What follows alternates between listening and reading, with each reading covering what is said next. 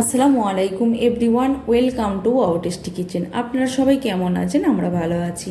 আজকে নিয়ে চলে এলাম খুব সহজভাবে পাস্তা বানিয়ে দেখাবো। আশা করি আমার রেসিপিটা আপনাদের কাছে ভালো লাগবে। আপনাদের কাছে কেমন লেগেছে লাইক দিয়ে কমেন্টে আপনাদের মতামত জানাবেন। তো বন্ধুরা, একটা ভিডিও বানাতে অনেক কষ্ট, আপনারা জানেন। তো ভিডিওটা না টেনে প্রথম থেকে শেষ পর্যন্ত দেখার জন্য আপনাদের কাছে অনুরোধ রইল। পুরানো বন্ধুদের কাছে অসংখ্য ধন্যবাদ, নতুন বন্ধুদের কাছে অনুরোধ রইল ভিডিওটা প্রথম থেকে শেষ পর্যন্ত দেখবেন, লাইক করবেন, ভালো লাগলে সাবস্ক্রাইব করে আমার চ্যানেলের সঙ্গে থাকবেন আর আমাকে সাপোর্ট করবেন। আপনারা সবাই আমাকে সাপোর্ট করবেন আর আমিও আপনাদের সাপোর্ট করব, আর আমিও সবসময় আপনাদের পাশে থাকব। আর একটা কথা বন্ধুরা, যে বন্ধুরা আমাকে সাপোর্ট করে সাথে সাথে আমি তাকেও সাপোর্ট করার চেষ্টা করি, তাকেও আমি কোনোদিন ফিরিয়ে দিই না, তার পাশেও থাকার আমি চেষ্টা করি। আমি যেভাবে সবার পাশে থাকি আপনারাও আমার পাশে থাকার চেষ্টা করবেন, আপনাদের কাছে অনুরোধ রইল। তো আজকে আমি নিয়ে চলে এলাম পাস্তা। তো আমি খুব সহজভাবে বানিয়ে দেখাবো, তো চলুন দেখে নেওয়া যাক। তো আমি এখানে এক বাটি আমি পাস্তা নিয়ে নিয়েছি। এই পাস্তাটাকে আমি ভালো করে ধুয়ে নেব, ধুয়ে নিয়ে সিদ্ধ করে নেব। তো এর জন্য আমি কিছু সবজি নিয়েছি আর নিয়ে নেব একটা গাজর। গাজরের খোসাটাকে ছাড়িয়ে আমি ভালো করে ধুয়ে নিয়েছি। আর নিয়ে নিচ্ছি দুটো টমেটো, দুটো পেঁয়াজ আর দুটো ডিম নিয়ে নিচ্ছি। সবজিটাকে আমি কেটে নিচ্ছি।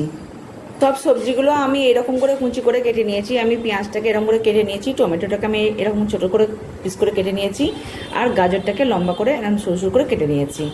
এরপর আমি এটা এক সাইডে সরিয়ে রাখছি। পাস্তাটা সিদ্ধ করার জন্য নিয়ে নিয়েছি পানি। পানিটা ভালোভাবে ফুটে এলে তখন আমি পাস্তাটা দিয়ে দেবো। তো পানিটা বলক আসার অপেক্ষায় আমি আছি। পানিটা ফুটে গেছে আর আমি পাস্তাটাকে ভালো করে আমি ধুয়ে নিয়েছি। এরপর আমি পাস্তাটাকে আমি ঢেলে দিচ্ছি।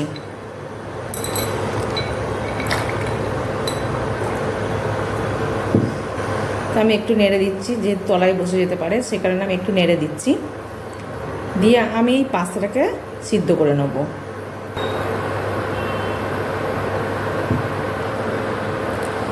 তো মাঝে মধ্যে নেড়ে চেড়ে আমি এই পাস্তাটাকে সিদ্ধ করে নেব। তো আমি এখন চাপা দিয়ে রাখছি। পাস্তাটাকে আমি 80% সিদ্ধ করে নেব। ঢাকনাটা উঠিয়ে নিলাম আর দেখে নেবো পাস্তাটা কেমন সিদ্ধ হয়েছে। তো দেখুন আমি 80% আমি সিদ্ধ করে নিয়েছি। এরপর আমি ছেঁকে নেব। পাস্তাটাকে আমি ছেঁকে আর এরকম করে আমি ধুয়ে নিয়েছি, ভালোভাবে ধুয়ে নিয়েছি যাতে একটার গায়ে না একটা লেগে যায়। তো আমি ভালো করে ধুয়ে নিয়েছি। চুলার মধ্যে আমি প্যান বসিয়ে দিয়েছি, দিয়ে দেবো সাদা তেল। তো আমি দিয়ে দিচ্ছি রসুন কুচি। তো আমি প্রথমে রসুন কুচি দিয়ে দেবো। রসুন কুচিটা যখন লাল হয়ে আসবে তখন আমি পেঁয়াজ দিয়ে দেবো।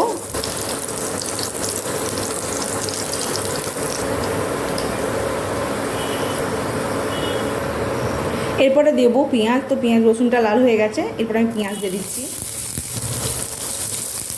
পেঁয়াজ কুচিটা দিয়ে আমি 1 মিনিট ভেজে নেবো। এরপরে দিয়ে দেবো গাজর। তো আমি গাজর কুচিটা দিয়ে দেবো।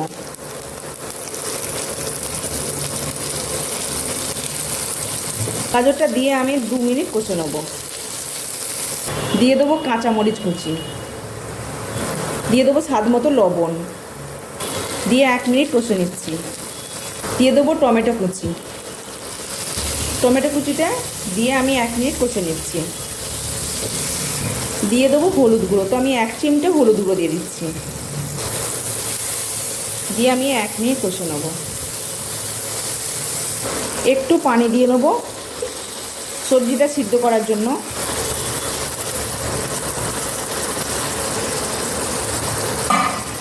চাপা দিয়ে রাখছি 3 মিনিটের জন্য। তো ঝালের জন্য দিয়ে দেবো গোলমরিচ গুঁড়ো।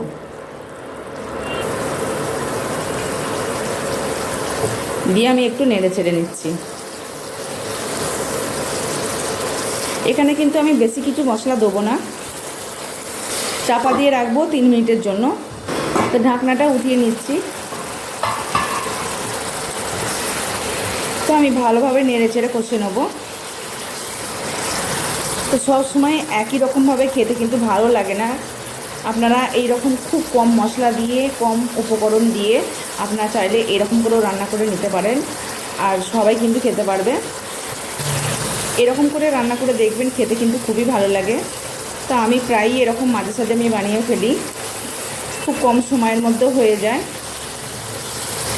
আর খেয়াল করে দেখবেন, সবসময় কিন্তু বেশি মশলা খেতেও ভালো লাগে না, একটু সাদামাটা খেতেও ভালো লাগে। আজকে আমি একটু অন্যরকম করে রান্না করে দেখালাম। আশা করি আমার রেসিপিটা আপনাদের কাছে অনেক ভালো লাগবে আর অনেক কাজেরও লাগবে। তো আমার এই রেসিপিটি আপনাদের কাছে কেমন লেগেছে অবশ্যই কমেন্টে জানাবেন, আর যদি ভালো লাগে বন্ধুদের শেয়ার করবেন। তো বন্ধুরা দেখুন, আপনাদের সঙ্গে কথা বলতে বলতে আমার এই সবজিটা সিদ্ধ করা হয়ে গেছে, আর উপর থেকে দেখুন তেল ছেড়ে দিয়েছে।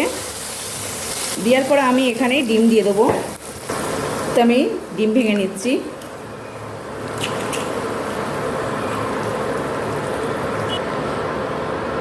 তো এখন তো ভীষণভাবে গরম, বেশি মশলা কিন্তু ভালো লাগে না খেতে, খুব চটপট বানিয়ে নেওয়া যায় এই রেসিপিটা। তো আমি এর সঙ্গে ভালো করে মিশিয়ে নেবো, সবজিটার সঙ্গে ডিমটার সঙ্গে ভালো করে মিশিয়ে নেবো। এবার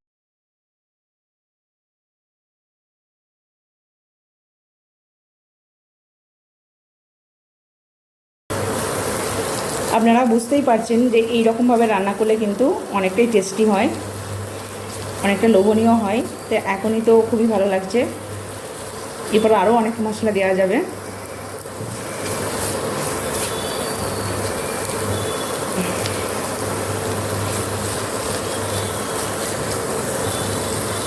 তো দেখুন আমি এইরকম ঠিক ঝুড়ি ঝুড়ি মতন করে নিয়েছি। এরপর আমি যে পাস্তাটাকে আমি সিদ্ধ করে নিয়েছিলাম সেই পাস্তাটা দিয়ে দেবো।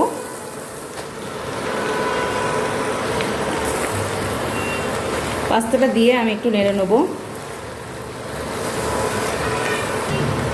দিয়ে দেবো 2 চা চামচ টমেটো সস।